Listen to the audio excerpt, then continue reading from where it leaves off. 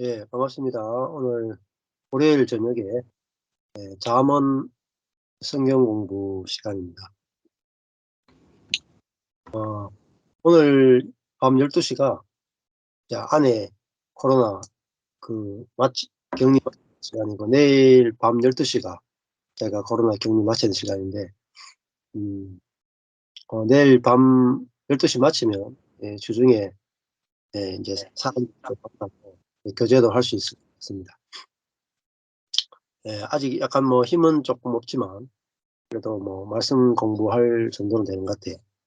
그래서 같이 예 지난주 보니까 지난주도 어 월요일 날 손님도 오고 또 같이 형제자매 같이 교제한다고 늦게까지 못해 가지고 이번 주까지 뭐 쉬려고 하니까 조금 2주 쉬니까 좀 그럴 것 같아요. 그래서 이번 주 오늘은 성경 본 하겠습니다.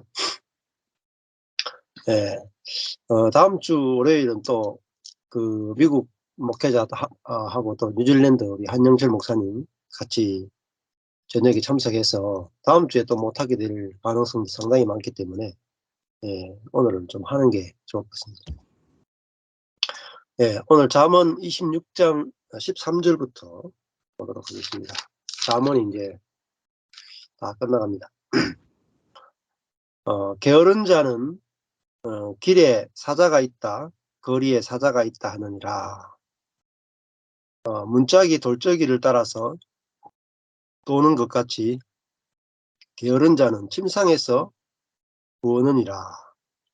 게으른 자는 그 손을 그릇에 넣고도 입으로 올리기를 괴로워하느니라. 게으른 자는 선히 대답하는 사람 7보다 자기를 지혜롭게 여기느니라. 예, 이렇게 한 4절을 읽어봤습니다.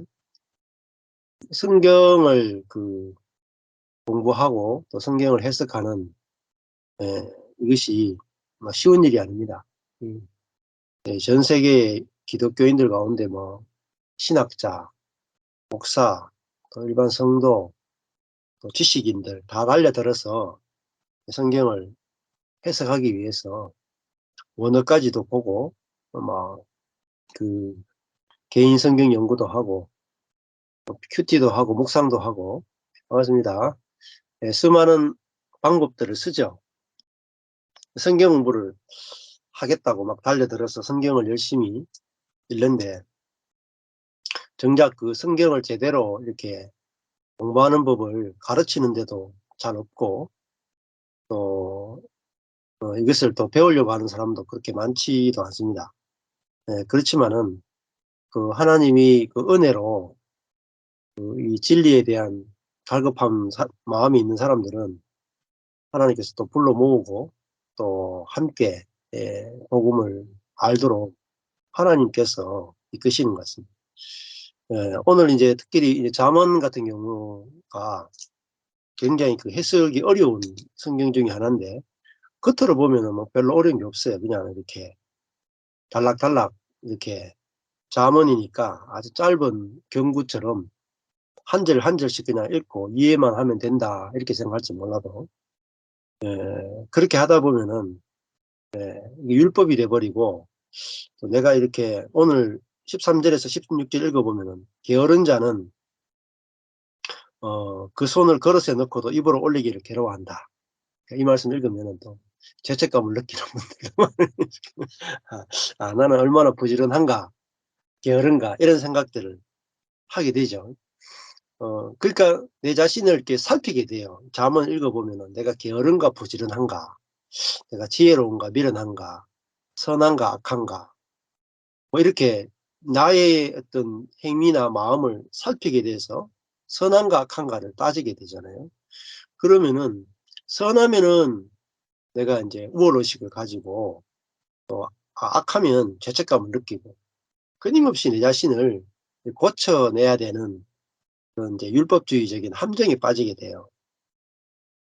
그러면 이제 또 어떤 문제가 생기냐면 게으른 자는 그 손을 그릇에 넣고도 입으로 올리기를 괴로워한다. 그러면은 게으르다 하고 부지런하다 할 때 경계가 뭐냐는 거죠, 경계가. 네. 어떤 걸 부지런하다 그러고 어떤 거를 게으르다 그러냐. 어느 정도 해야 부지런하고 어느 정도 하면 게으르냐. 이것도 굉장히 어려워요. 이 수치로 측량하기 어렵단 말입니다. 하루에 8시간은 일을 해야 그래도 부지런한 거냐, 7시간 일하면은 그만 게으른 거냐 어렵죠. 그러면 7시간은 좀 그러면 7시간 59분 59초까지 일하면 게으르고 딱 1초 더 해 가지고 8시간 맞추면은 부지런한 거냐. 이게 하나님의 말씀은 자세히 보면 율법으로 따지면 측량하기 힘들단 말입니다. 그래서 유대인들이 613개의 계명을 탈무드로 만들고 그 계명을 또 쪼개서 안식일을 지키라라고 하는 계명 하나 가지고 하위 계명을 굉장히 많이 만들어요. 그러니까 우리도 그랬죠. 주일날 엘리베이터를 타는 것은 노동이냐 아니냐. 엘리베이터 타는 거는 움직이지 않으니까 노동이 아닌 것 같은데 엘리베이터를 움직이기 위해 손가락을 탁 누르는 것은 노동이다. 그러니까 엘리베이터를 타는 거는 괜찮은데 누르면 안 된다. 그래서 누가 눌러주길 기다려. 그런 해프닝이 진짜 일어나요. 유대인들 사이에서. 그거 가지고 심각한 논쟁을 합니다. 기독교인들도 마찬가지죠. 주일날 버스를 타야 되느냐 말아야 되느냐. 우리 어릴 때 그 고민했어요. 주일날 돈 쓰면 안 되니까 버스 타면서 돈 내야 되잖아요. 그러니까 버스 안 타는 게 맞다. 그래서 걸어 다녔어요. 그리고 또 모르는 것은 얼마만큼 걷는 것은 노동이냐. 이야기 안 해줬어요. 근데 교회 가는 것은 노동이 아니고 놀러 가는 것은 노동이다. 이렇게 됩니다. 하여튼 굉장히 어렵습니다. 율법이라 하는 것은 이 구체적으로 들어가면 기준이 굉장히 모호합니다. 예. 안식하는 것도 일하는 것도 부지런한 것도 게으른 것도 상당히 어렵죠. 근데 이제 성경을 볼 때 만약에 오늘 게으르다 하는 단어가 나왔죠. 근데 우리는 당장 그냥 게으르다 이렇게 보잖아요. 그렇게 보면은 맞는 것 같지만 또 틀렸어요. 왜냐하면 게으르다라고 하는 이 단어가 잠언 전체 안에서 게으르다라는 단어가 얼마나 많이 나오고 이 게으르다라는 개념 자체가 우리가 생각하는 개념하고 같으냐 이걸 생각해 봐야 된다. 그런 그 문화적 배경도 있을 것이고 또 이런 성경의 개념하고 우리가 갖고 있는 개념하고 틀릴 수 있단 말이에요. 그래서 성경을 볼 때 그냥 한국어 성경이라고 해서 내가 이미 알고 있는 한국적 개념을 가지고 성경을 보는 것은 성경을 오해할 가능성이 상당히 높습니다. 자, 오늘 특별히 이제 더 그런 말씀이 게으르다는 뜻입니다. 잠언에서 게으르다는 말이 굉장히 많이 나왔죠. 제가 이 게으르다는 말을 부지런하다, 게으르다 하면서 게으른 것은 열심히 하지 않는 것이다 이렇게 해석한 적이 거의 없어요. 예, 앞에 다 들어보시면 알겠지만 오늘 말씀에서 게으르다는 게 무슨 의미인가 나오거든요. 13절에 게으른 자는 길에 사자가 있다 거리에 사자가 있다 한다. 게으른 자는 예, 자기 집안에 딱 박혀 있는 거잖아요. 길에도 안 나가고 거리에도 안 나가고 자기 집에 딱 박혀 있는 사람을 게으른 자라 그러죠. 14절에 문짝이 돌적이를 따라서 도는 것 같이 게으른 자는 침상에서 돈다. 문짝이 이 돌적이에 딱 이렇게 박혀 가지고 문이 열고 닫지만은 그 자리에 딱 그 자리에서 열렸다 닫혔다 하잖아요. 또 게으른 자는 침상에 누워가 그 자리에서 뱅뱅 돌면서 다 생활을 하잖아요. 15절에 게으른 자는 그 손을 그릇에 넣고도 올리기를 귀찮아한다. 16절에 보면은 게으른 자는 선하게 대답하는 이거는 분별력 있게 사리에 맞게 대답하는 사람 7명보다 자기를 지혜롭게 여긴다. 이렇게 나와요. 이게 핵심이에요. 16절이 게으르다는 말의 정확한 의미를 우리에게 알려주고 있죠. 게으른 것은 게으른 자는 자기를 지혜롭게 여기는 거예요. 이게 게으름의 뜻입니다. 잠언에서는 자기를 지혜롭게 여기니까 어때요? 나는 지혜로워. 그러니까 자기는 지혜로우니까 자기가 지혜롭다고 하는 자기 집안에서 꼼짝을 하지 않는 거예요. 다른 사람이 어떤 이야기를 해줘도 저 사람의 말은 들을 게 없어. 내가 지혜로워. 그 자기 집안에 딱 있는 거예요. 내가 성을 쌓고 내가 이 세상에서 가장 지혜롭고 내 판단이 가장 맞고 그러니까 나는 꼼짝도 하지 않겠다. 이게 게으름이에요. 그러니까 자기 자아 안에 딱 갇혀 있는 거예요. 음.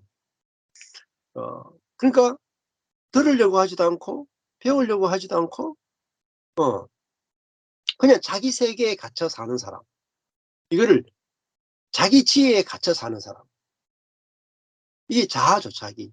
자기 중심성 안에 딱 갇혀 가지고 자기 생각 가지고 A, B, C, D, E, F, G, Z까지 다 생각해서 딱 맞춰 놓고 어 내가 옳아 결론을 딱 내려놓고 예 길에도 나가보지도 않고 거리에 나가서 길에 나가서 길에 나가면 사자가 있다. 어 야 길에 나가서 다른 사람하고 이야기하다가 이야기해 가지고 내 생각이 틀렸으면 어떡하지? 아 이야기 안 하네. 이야기 안 하고 그냥 내 생각이 옳다고 살자는 거죠. 이게 게으름이에요. 거리에 사자가 있다. 야 그러니까 딱 자기 세계에 갇혀 사는 거예요. 사람은 이게 게으르다 하는 건 결국 뭐죠? 어리석은 자하고 같은 의미입니다. 성경에서 어리석은 자. 그 성경에서 말하는 어리석다는 개념은 공부를 안 했다. 이런 성경을 모른다. 이런 개념이 아니고 16절에 보면은 자기를 지혜롭게 여기는 사람. 자기가 옳다 하는 사람. 특히 자아로 사는 사람. 옛사람 전부를 가리켜서 게으른 자라고 하는 거예요. 예. 그래서 예수님도 그런 말씀하셨죠. 이 시대를 무엇에 비유할꼬? 이 시대 사람들을 무엇에 비유할꼬? 마치 어린아이들이 시장에 앉아가지고 놀이를 하는데, 예? 막, 결혼식 놀이를 하는데 사람들은 웃지 않고, 장례식 놀이를 하는데 같이 울지 않고, 전혀 반응이 없는 것이 바로 예수님 당시의 사람들이다. 예. 자기 세계에 딱 갇혀가지고 꼼짝을 하지 않는 거예요. 그러니까 하나님의 말씀이 내게 들려오면은 내가 그대로 있을 수가 없어요. 그렇잖아요. 그 말씀이 나를 바꿔 버리잖아요. 그 말씀이 나를 날마다 새롭게 하잖아요. 그러니까 밭은 나는 아무것도 아닙니다. 이게 참 사람이고 인간의 존재입니다. 인간의 존재는 아무것도 아닙니다. 아무것도 모릅니다. 예. 나는 무지합니다. 이게 부지런한 것이고 이게 지혜로운 것입니다. 예. 나는 미련합니다. 해야 하나님 말씀이 들려올 때 아멘이 되잖아요. 아멘.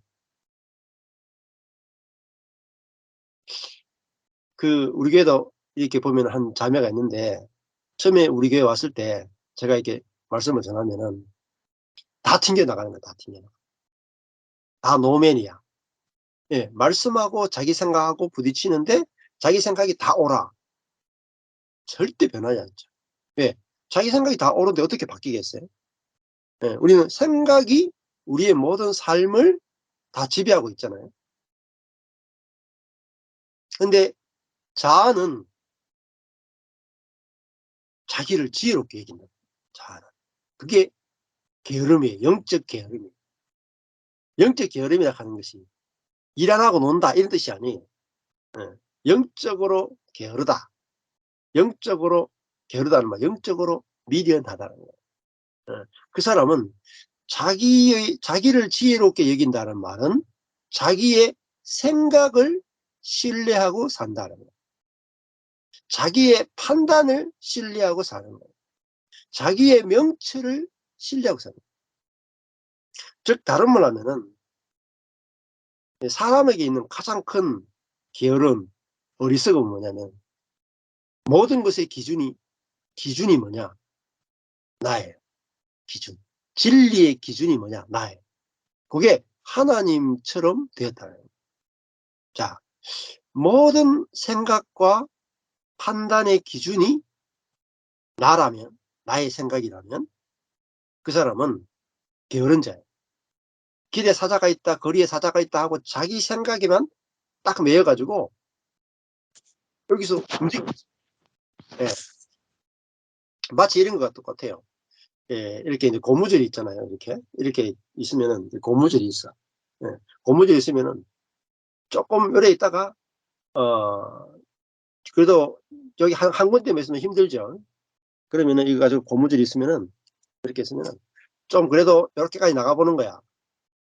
나가다가 좀 신선한 걸 보다가 조금 위험하다 싶으면 다시 원점으로 또 미어캣이나 이런 그 동물의 왕국 보면은 토끼나 미어캣이나 여우들 보면 땅에 굴을 탁 박아놓고 예? 항상 머리를 이렇게 싹 들고 있다가 좀 밖으로 먹으러 갔다가 또 뭐 다른 늑대나 이런 것들이 오면 딱 동굴로 싹 숨죠. 예, 딱 그거 같아요. 우리의 선천적인 천연적인 태어난 자아는 철저하게 자기가 기준이에요. 자기. 예, 자아가 기준이에요. 예. 근데 자아를 무너뜨려 버려야 되거든요. 하나님은 이 자아를 파쇄하고 무너뜨려 버리고 죽여버리는 게 뭐냐? 이게 십자가예요. 그래야 하나님이 원하시는 대로 끌고 갈 수 있어요. 아브라함이 갈대아 우르에 있었습니까? 갈대아 우르에 못 있죠. 응? 갈대아 우르에 있을 수 없도록 갈대아 우르에서의 삶을 다 불태워버려요.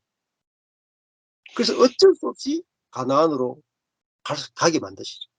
또 가나안에서도 애굽으로 갔다가 돌아오고 계속 돌면서 나그네처럼 사는 거죠. 예. 예. 우리의 제일 문제는 뭐냐? 예. 우리 자아예요, 자아.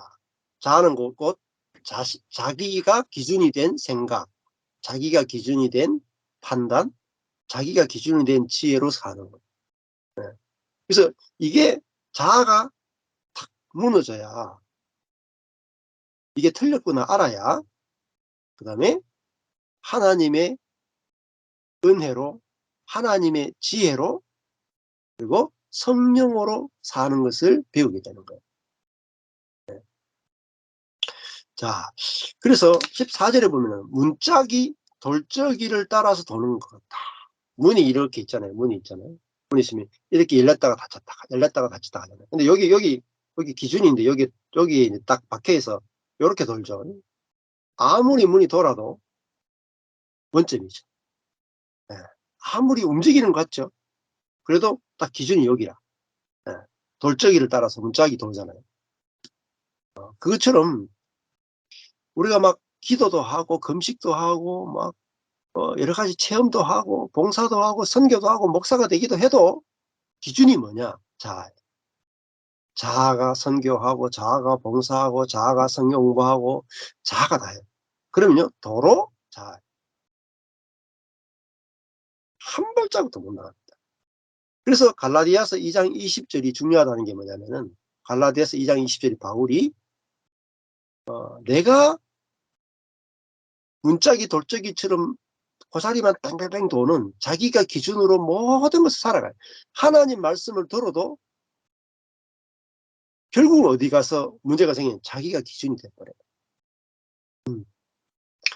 우리가 하나님을 믿고 하나님 말씀을 듣고 하나님 말씀대로 살면 내가 기준이 아니라 하나님이 기준이 되었다 이렇게 생각하잖아요. 나는 이제 하나님을 위해서 모든 걸 드렸다. 나는 내 기준이 없다 이렇게 생각하죠. 그러나 깊이 들어가면 유대인들이 다 그랬어요. 하나님을 위해서 나는 산다 이렇게 생각했지만 그 밑바닥에 보면은 깊은 속에 들어가면은 다 자신을 위해서 하나님을 믿는 거예요. 그래서 결국은 구약 시대의 역사를 쭉 돌아보면은 이스라엘 백성들이 다 하나님을 위해 살는 것 같은데 원점으로 탁 돌아와요. 다시 우상숭배. 뭔가 좀 변화된 것 같은데 원점으로 돌아와. 항상 그래. 그래서 구약의 결론이 예레미야가 하는 말이 만물보다 심히 부패한 것이 마음이다. 어. 심히 부패하고 거짓된 것이 마음이다. 예. 그러니까 만물보다 심히 거짓된 것이 자아란 말이에요. 그러니까 그 사람들은 자기가 선하다, 자기가 지혜롭다고 생각하죠. 근데 어떤 상황만 딱 주어지면 우리 속에서는 자기 중심성이 팍 나와버려요. 예. 악한 것이 팍 나와버려요. 그러니까 야, 어디 우리 집을 어디 위에 지었느냐? 반석 위에 지은 게 아니라 모래 위에 지었단 말이에요. 그래서 상수가 나니까 다 무너져 버려요. 그러니까 야, 반석 위에 지었다 하는 것은 내 자신 위에 짓는 게 아니라 하나님 위에 짓는 거잖아요. 나를 신뢰하는 것이 아니라 하나님을 신뢰한 것 위에 짓는. 모래 위에 짓는 것은 내 자신을 신뢰하고 있는 것 위에 짓는 거라고. 자, 그래서 게으르다 하는 것은 자기를 지혜롭게 여기는 거예요. 근데 부지런한 것은 자기를 지혜롭게 여기는 게 아니라 자기를 어리석게 여기는 거예요. 하나님, 저는 어리석은 사람입니다. 자기 생각을 부인하는 거예요. 생각. 자기 판단을 부인하는 거예요. 네. 그러면 우리는 틀렸구나. 내 생각이 틀렸구나 해야 하나님과 화목이 되겠죠. 내 생각이 어리석었구나 해야 옆에 있는 형제하고도 화목이 이루어지겠죠. 근데 내 생각이 옳았구나 하면 하나님과도 관계가 깨지고 옆에 있는 사람하고도 관계가 깨져요. 그렇잖아요. 예. 부부 관계가 왜 깨집니까? 자기를 지혜롭게 여기니까 깨지잖아요. 그렇죠? 내가 내 자신을 지혜롭게 여기면 여기수록 부부 관계 깨져요. 근데 내가 내 자신을 어리석게 여기면 여기수록 부부 관계 좋아져요. 맞죠? 예. 성경은 관계적인 책이에요. 관계. 예. 그래서 관계 안에서 봐야 보입니다. 근데 사람은 제일 무서워하는 게 뭐냐? 관계 안에 들어가는 걸 제일 무서워해요. 왜냐하면 관계 안에 들어가면 우리 자신의 실체가 들어가요. 실체가. 내가 얼마나 문짝이 돌적이를 따라 도는 것 같이 내가 안전한 지대에 머물고 싶어 하는지. 관계를 안 맺으려고 하는 게 뭐냐면은 무서움 때문에, 두려움 때문에. 내 모든 것이 다 드러나면 어떡할까? 그래서 사람은요, 관계도 적당한 거리를 두는 거예요. 적당한 거리. 그래서 목회자들한테 주는 최고의 지침 중에 하나가 성도들하고 거리를 두라. 적당한 거리를 두라. 이렇게. 다 보여주면 안 된다. 다 보여주면은 목사도 똑같구나 해서 공격이 들어온다. 그 떨어져야 거룩한 척 문제가 안 생긴다. 자, 근데 진짜는 우리가 어, 우리가 구원받은 사람, 거듭난 사람, 회복된 사람은 어떤 사람이냐? 선한 모습을 보여주는 게 아니죠. 벌거벗은 모습을 보여줄 수 있는 사람. 벌거벗은 사람. 벌거벗은 모습을 보여주는데도 부끄럽지 않은 사람이 거듭난 사람. 못난 모습, 미련한 모습, 무능한 모습 보이는데도 부끄러워하지 않는 사람. 그게 거듭난 사람이에요. 이 개념이 엄청나게 달라요. 우리는 구원받은 사람 그러면은 선한 사람, 말씀대로 헌신적인 사람, 능력이 있는 사람, 열심히 있는 사람, 선한 사람, 영향력이 있는 사람 이렇게 생각한단 말입니다. 아닙니다. 진짜 거듭난 사람은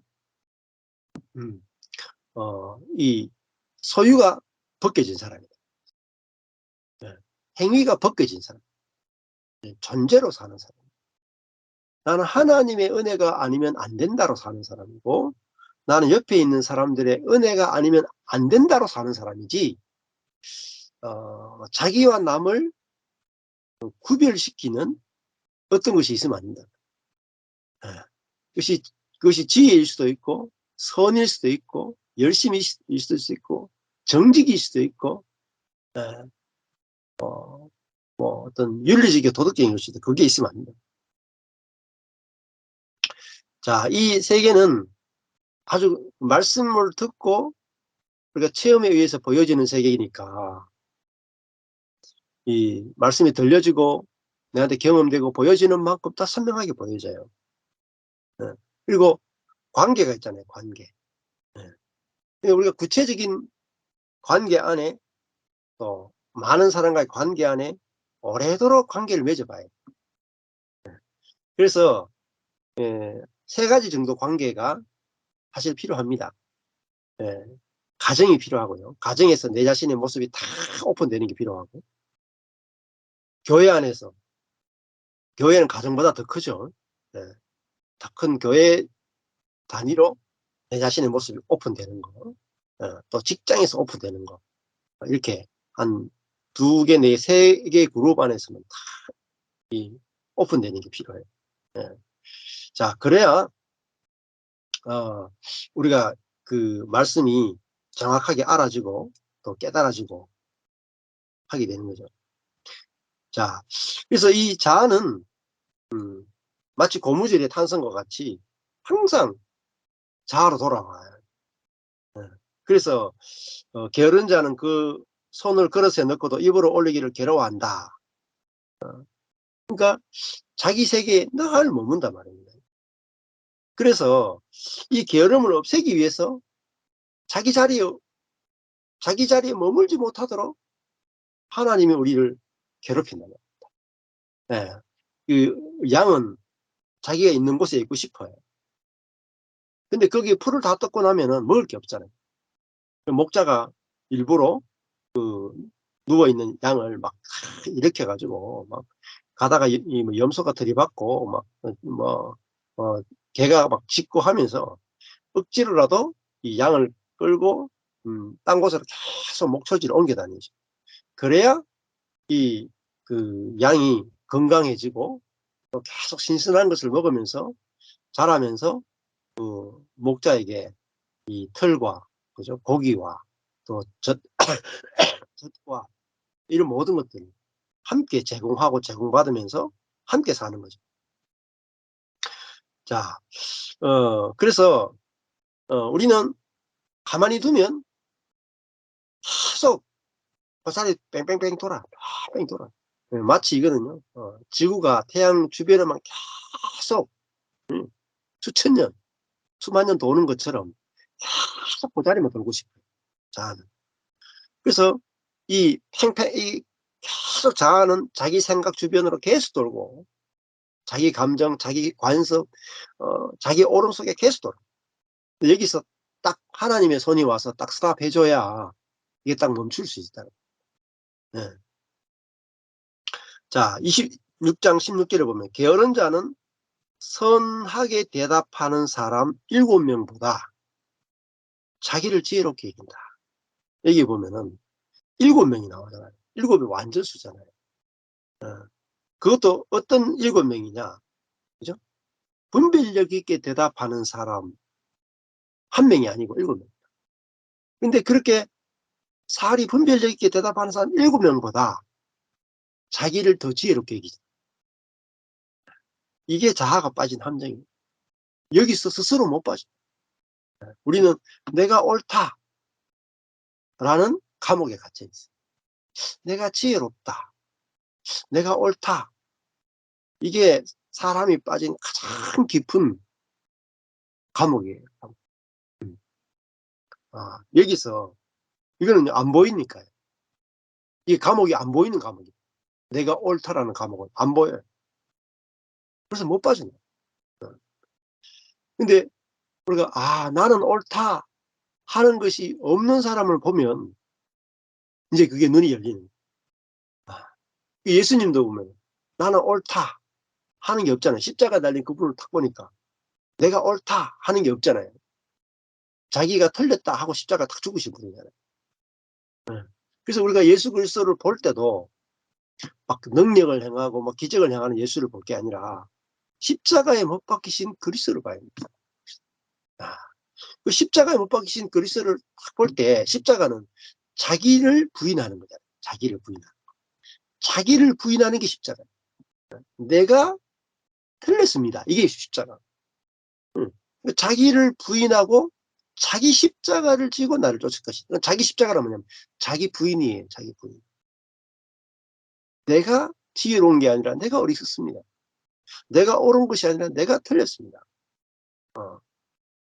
자아가 철저하게 틀렸음을 인정하는 거고, 자아가 철저히 죄로 물들어 있음을 인정한다. 그거는 내 자신이 죄인이다 하는 건 뭡니까? 내가 죄인입니다 하는 것은 단순히 윤리적이고 도덕적인 죄만 이야기하는 게 아니에요. 내 존재 자체가 틀렸습니다. 이게 죄인의 고백이야. 이 존재적인 죄를 알아야 모든 게 다 회복돼요. 죄에서 회복되는. 죄의 개념이 적으면 회복도 적어요. 죄의 개념이 커야 회복도 크단 말이에요. 자기를 지혜롭게 여기는 게 뭐냐? 이게 죄입니다. 자기를 지혜롭게 여기는 거. 자기 명철을 의지하는 거. 이게 죄입니다. 잠언에서 말하는 죄. 그러니까 이게 거짓에 속고 산단 말이에요. 거짓이 누구냐? 내 자신이 거짓이. 예레미야가 말했습니까? 만물보다 심히 부패하고 거짓된 것이 사람의 마음이다. 거짓됐다 그랬잖아요. 사람의 마음이 거짓이다 말이야. 거짓. 그러니까 야, 내 마음이 이거는 분명히 선하고 좋고 옳은 것 같은데 이게 거짓이란 말이야. 아, 나에게서 나오는 생각, 나에게서 나오는 마음, 선한 것 같아도 거짓입니다. 히틀러도 이거 분명히 옳다고 했잖아요. 예? 지금 북한의 김정은도 분명히 옳다고 할 거예요. 분명히 옳다. 예, 예. 지금 러시아의 푸틴도 분명히 이게 옳다고 합니다. 근데 뭐에 속느냐? 푸틴도 자기에게 속는 거예요. 김정은도 누구에 속냐? 자기에게 속아요. 히틀러도 누구에 속냐? 자기에게 속은 겁니다. 그 자기가 누구냐? 그게 사단이라니까요. 사단은 자아의 모습으로 등장하니까 우리가 알 수가 없는 거예요. 사단이 사단의 모습으로 드러나면 참 좋겠는데 그렇지 않단 말이에요. 사단이 자아의 모습으로 드러나니까 알 수가 없단 말이에요. 네. 자, 그래서 게으른 자는 선하게 대답하는 사람 7명보다 자기를 지혜롭게 여긴다. 이 똥꼬집이, 사람은 똥꼬집이 얼마나 센지 몰라요. 자기 지혜를 신뢰하는 게 얼마나 강하지. 근데 한마디로 말하면 내 지혜가 틀렸습니다만 하면 부활의 세계에 들어갑니다. 부활 생명의 세계에 들어갑니다. 연합의 세계에 들어간다. 형제가 연합하여 동거하는 세계에 들어간다. 하나님 나라를 경험하는 세계에 들어간다. 자, 이거는 진짜 하나님의 은혜가 와야 우리가 가능한 거예요. 그래서 자기 자아만 뱅뱅뱅 돌다가 자아를 탈출해서 이제는 성령의 세계, 하나님의 나라를 경험하게 되는 것이죠. 자, 그래서 이거를 얼마나 깊이 보느냐 하는 게 중요해요. 저도 첫 목회 12년 하면서 이 자아를 전혀 보지 못했어요. 악은 많이 봤지만, 죄와 악은 많이 봤지만 자아는 보지 못했어요. 네. 그래서 심지어 그 프로이드 있잖아요. 심리학자 프로이드는 인간의 의식 세계, 인간의 의식이요. 대부분 가짜란 말이에요. 왜냐하면 의식은 빙산의 일각이에요. 바다 위에 떠 있는 부분이고 밑에는 빙산, 물에 바다 밑에 가라앉아 있는 부분은 97%, 떠 있는 부분은 3% 정도밖에 안 돼요. 근데 밑에 있는 부분이 위를 움직이죠. 그 사람을 보면 위에 있는 빙산이 바다 위에 떠 있는 그것이 자기가 그것이 움직인다고 생각하는데, 바다 밑에 가라앉아 있는 그 큰 부분이 오른쪽으로 가면 위에 것도 오른쪽으로 가고, 이게 왼쪽으로 가면 왼쪽으로 가잖아요. 마찬가지로 프로이드가 발견한 것은 사람은 의식으로 사는 게 아니고 무의식이 의식을 지배한다를 발견했어요. 이게 그 인문학의 역사, 철학의 역사에서 이 코페르니쿠스적 대전환이에요. 그러니까 그 전에 철학은 대부분이 의식을 가지고 이성을 가지고 철학을 했거든. 그 철학의 도구가 이성이었어요.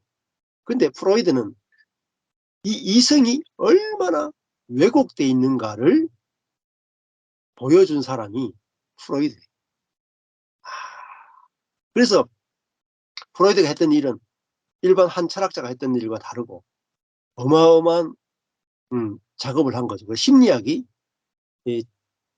사실 알고 보면 굉장히 깊은 학문입니다. 무의식을 다룹니다. 그러니까 의식은 의식을 바꿔가지고는 안 된다는 거죠. 무의식을 바꾸면 의식은 저절로 바뀐다. 그래서 심리학은 무의식을 고치는 게 심리학의 가장 큰 과제였어요. 그래서 무의식을 바꾸기 위해서 수많은 노력을 하고 막 연구하고 막 또 약을 만들어내고 막 했는데 크게 큰 진전이 없어요.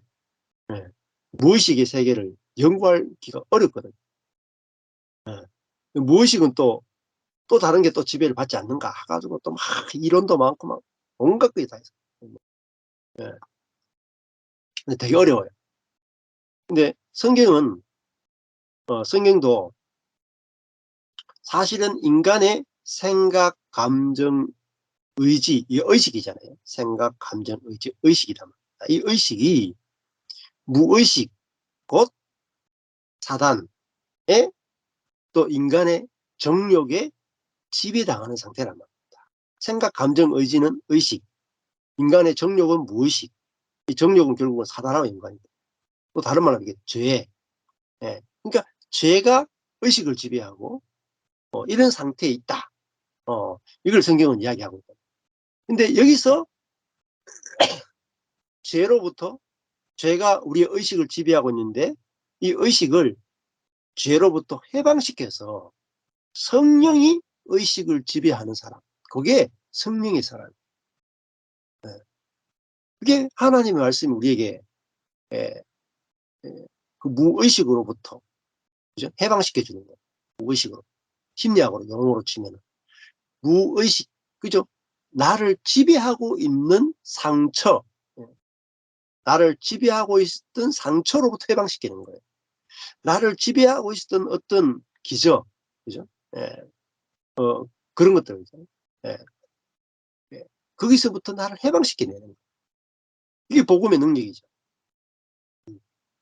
복음이 이런 능력이 없다면은 이런 부분들은 전부 다 심리학과 다른 영역에 다 넘겨줘야 돼요. 그들로부터 다 도움을 받아요. 그래서 복음을 깊이 모르는 많은 기독교인들은, 저도 잘 모를 때는 교회 하면서도 심리학도 배우고 다 해서 교회 성도들을 치유하고 회복시키는 일들을 했단 말이에요. 해보니까 안 돼. 안 돼. 복음은 여기에 대한 완전한 해답을 다 가지고 있다. 자, 17절 있습니다.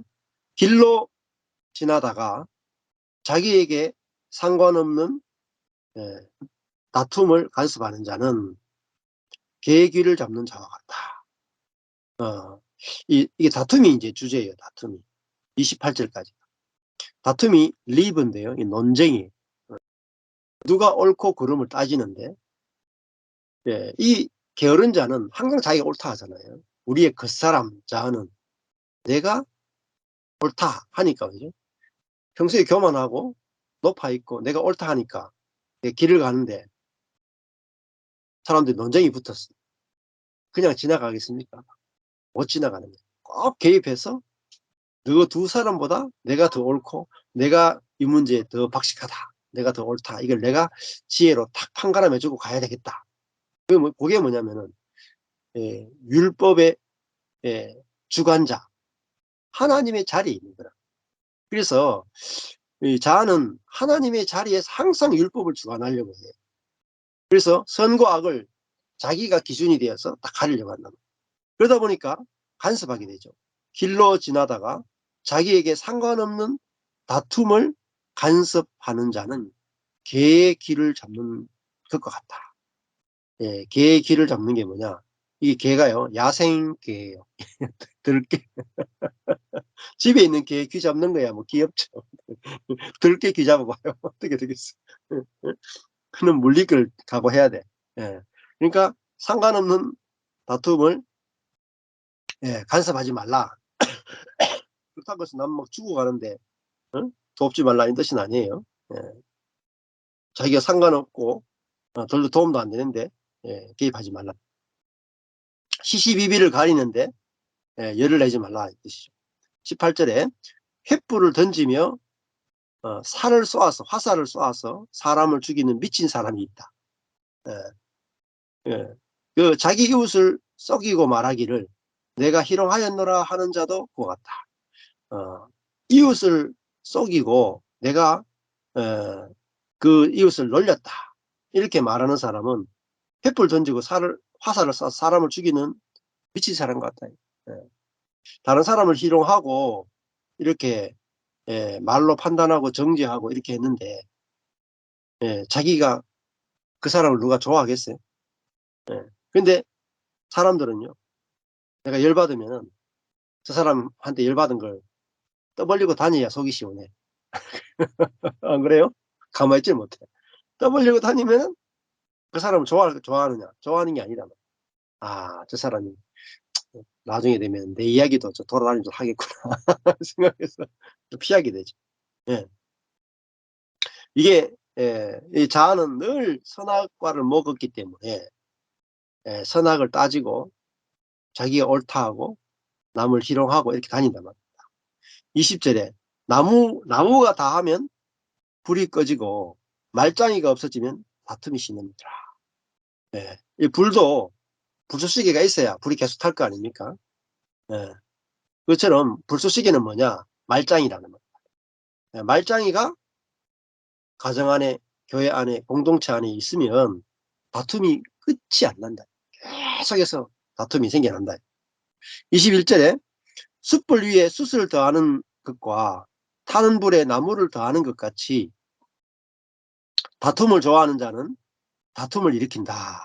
논쟁을 좋아하는 자는 다툼을 일으킨다. 이렇게 돼 있죠.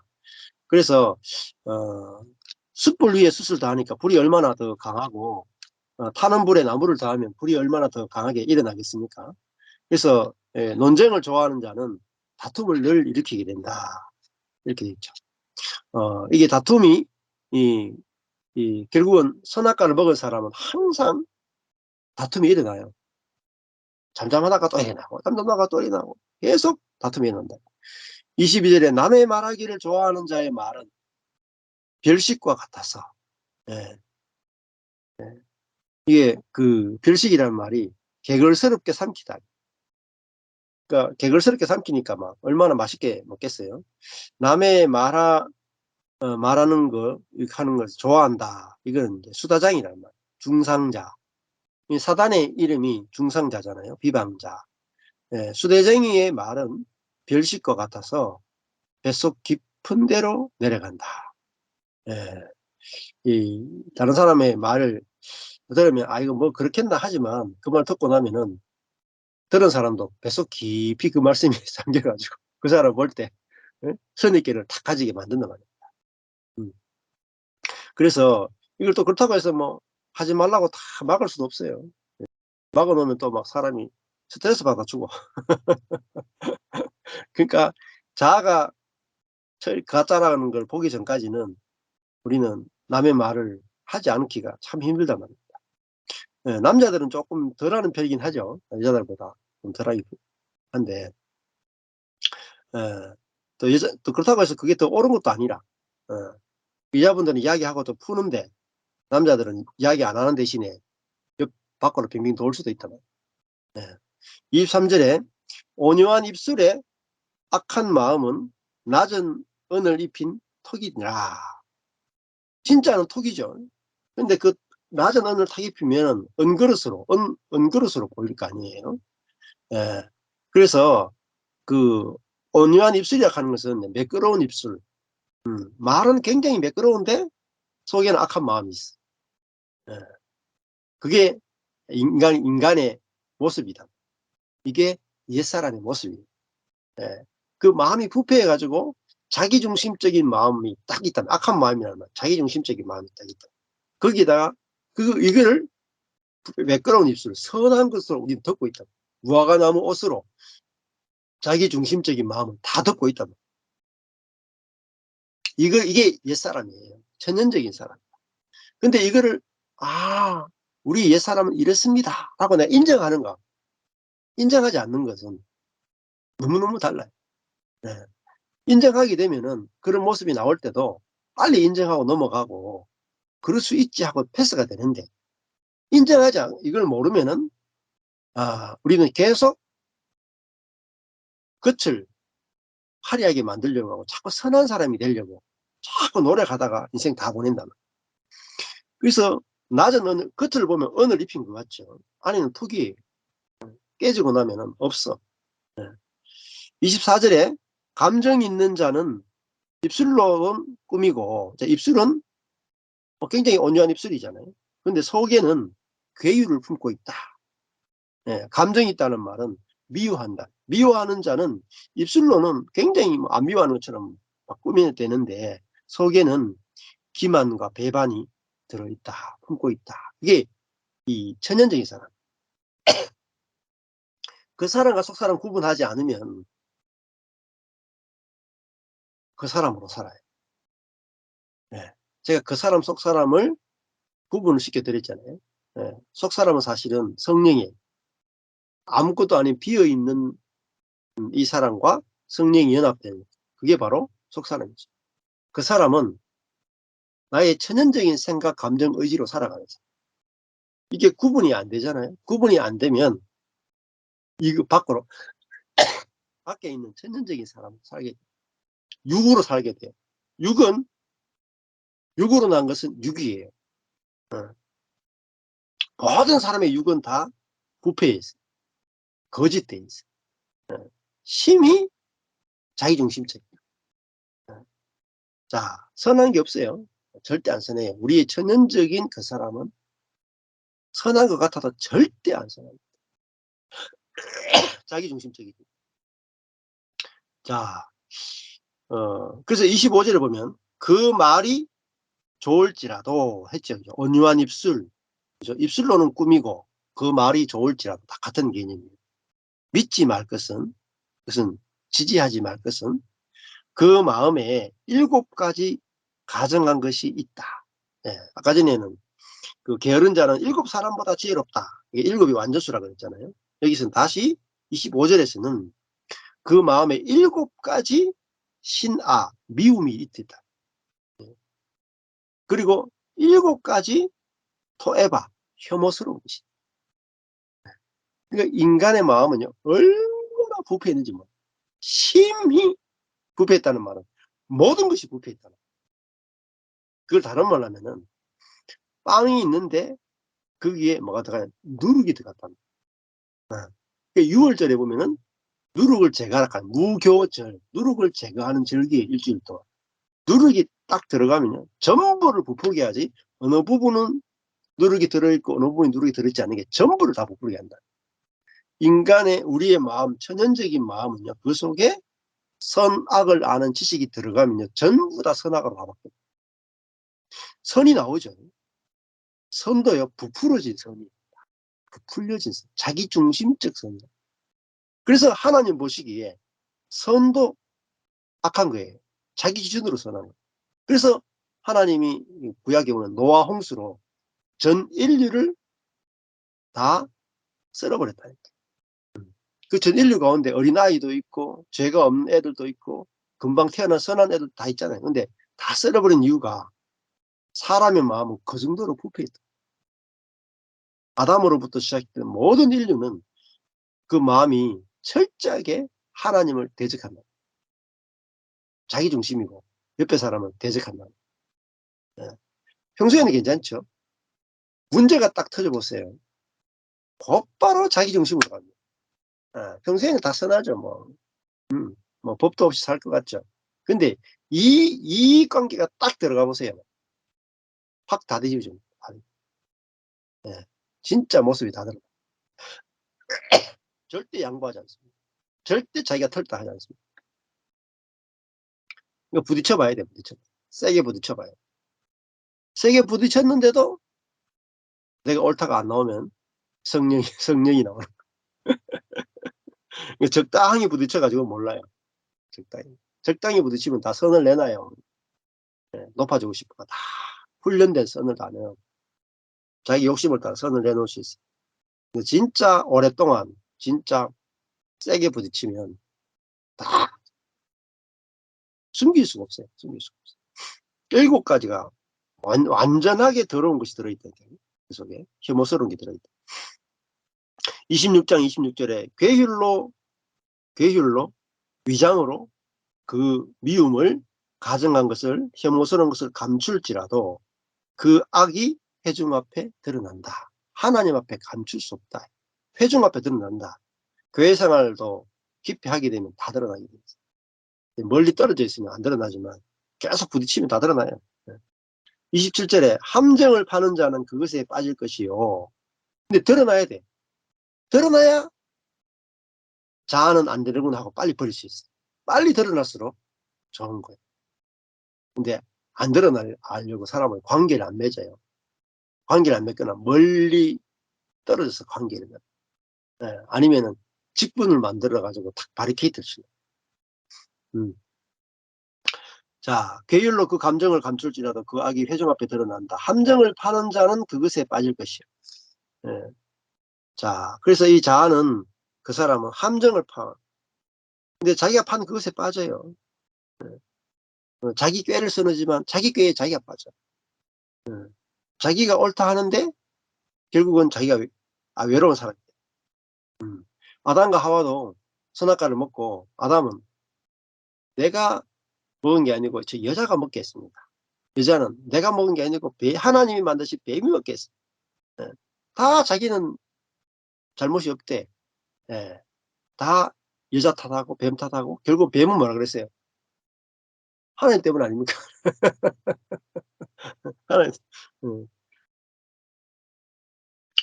자, 근데 아이고 내가 잘못했습니다 하고 십자가에 죽는 사람이 없단 말이에요. 처음으로 죽은 분이 예수님입니다. 처음으로 죽은. 죽을 수 있는 사람이 참 사람이에요. 죽을 수 있는 사람. 어떤 상황에서 죽을 수 있는 사람이 참 사람. 자, 함정을 파는 자는 그것에 빠질 것이요 돌을 굴리는 자는 도리어 그것에 치이리라. 거짓말하는 자는 자기의 해한 자를 미워하고 아첨하는 입은 패망을 일으킨다. 그러니까 속이는 자는 그 압박받는 자를 미워하고 매끄러운 입은 파멸을 일으킨다. 결국은 사람은 그 입으로 뭘 하겠습니까? 자아는 늘 자기가 옳다 하고 돌아다니. 그밖에 못해요.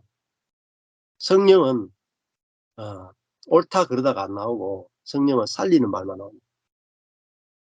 우리 안에 내가 죽고 그리스도가 살아야 비로소 우리는 누군가를 살리는, 어떤 상황에 갔을 때 누군가를 살리는 말이 나오게 돼요.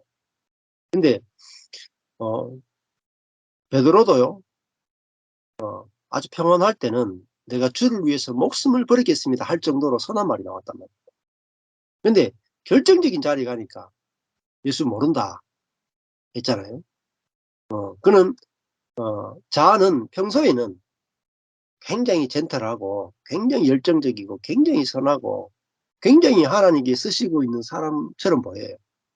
근데 결정적인 상황에 가면은 자기하고 자기가 생각한 것과 다른 쪽으로 하나님이 그 인생을 이끌어가면은 그때는 주님을 부인한다. 그러니까 믿음도 내가 지킬 수가 없어. 베드로도 자기 믿음 못 지켰다. 예수님의 제자들도 예수님과 3년 동안 살고도 믿음 못 지켰다. 왜냐하면 자기가 생각하기에 옳다 하는 자기의 신념을 가지고 예수를 쫓았기 때문에. 근데 십자가에 달린 예수님을 딱 보는 순간에 자기가 생각했던 예수가 아니라 능력 있고 하나님의 아들이고 막 죽은 자도 살리고 로마로부터 해방시켜줄 그런 예수로 알고 3년을 쫓아다니는데 십자가에 딱 죽는 예수님 보면서 내가 생각한 예수가 아니네 하는 순간에 모든 것이 다 무너져요. 네. 자아는 철저하게 예수를 믿고 신앙생활 하지만은 자기의 생각이 있어요. 자기 속에 딱 예수님을, 자기 하나님을 자기가 마음에 드는 형상으로 딱 만들어 놓고 고정시켰으면 됩니다. 근데 가다가 아니면은 내가 속았네 하고 탁 돌아서 버려. 저도 제 인생 가운데 보면은 한 2번, 3번 그랬던 것 같아요. 예. 근데 다 망한 자리에서 보니까 아, 어, 내가 공부하고 고민하고 이렇게 해서 하나님 알아가는 게 아니라 주님이 망한 자리에서 찾아오시는 하나님을 만나요. 그래서 하나님이 십자가에서 계시해 주신 하나님, 십자가에서 계시해 주시는 그리스도를 우리가 만날 때 우리는 그 자리에서 딱 안정이 되고 이제 떠나지 않고 이제 이 내게 다가오시는 주님을 영접하는 거예요. 내가 내 개념이 없는 내가 만들지 않은 내가 배워서 아는 분이 아니라 내게 찾아오시는 주님을 만나는 거예요. 그래야 진짜 주님을 우리가 만나게 되는 거죠. 그래서 이 자아는 끊임없이 속여요. 하나님도 내 속에서 자꾸 만들어내요. 예수님도 내 자아가 만들어내. 성경도 내가 참 보고 싶은 부분만 보게 만들어내.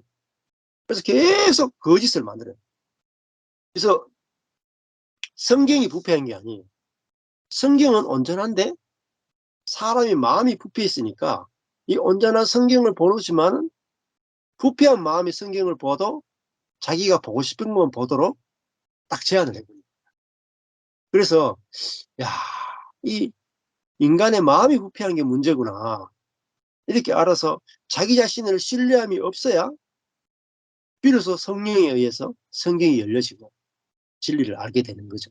그래서 자기가 인간 전체가 얼마나 이 지혜가 부패해 있는지를 우리가 알아야 비로소 계시해 주시는 하나님 앞에 무릎을 꿇게 되고 하나님 저는 미련한 인생입니다. 당신이 저에게 계시해 주시는 대로 제가 받겠습니다. 이게 받는 자의 위치에 서게 돼요. 하나님 앞에 미련한 자의 위치에 딱 서게 된다.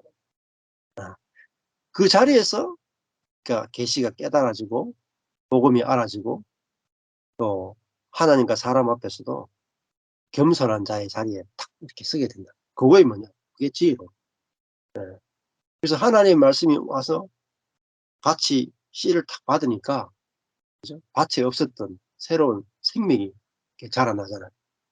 그래서 오늘 우리가 이 게으른 것이 뭔지 확실하게 오늘 아마 이 잠언에서 배웠을 줄 생각을 하고 정말 문짝이 돌적이를 도는 것 같이 뱅뱅 돌고 게으른 자가 침상에 구는 것처럼 항상 자아의 그 속에서 뱅뱅 도는 게 아니라 야, 이 자아는 이 자아가 처리되지 않고는 성령으로 사는 것이 안 되는구나.